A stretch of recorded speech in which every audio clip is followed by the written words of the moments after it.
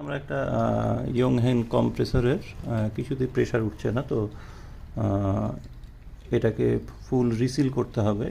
Worrying set থাকে সাধারণত ইয়ংহেনের সাথে থাকে, না থাকলেও আমাদের একজন পরিচিত বিক্রি করেন, কয়েকজন আছেন যারা ফুল ওরিং সেট বিক্রি করেন, তাদের কাছ থেকেও আপনারা ইচ্ছে করলে নিতে পারবেন।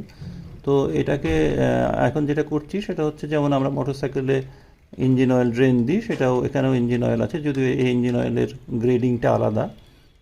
এটা আমার ইয়ংহেংয়ের নিয়ে একটা ভিডিও করাই ছিল, তো ওটাতেও আপনারা বিস্তারিত জানতে পারবেন। তো এই স্ক্রুটা এখানে লাগানো থাকে, যেমন মোটরসাইকেলে থাকে।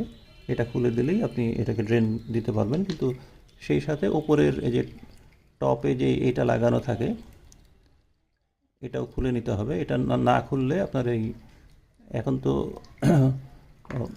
পড়ছে স্মুথলি, কিন্তু যখন এটা লাগানো থাকবে তখন স্মুথলি পড়বে না, টপ টপ করে পড়বে। ওই বাতাসের মানে বাতাসের প্রেশার ক্রিয়েট করে, তখন সহজে এটা এভাবে চলে আসে।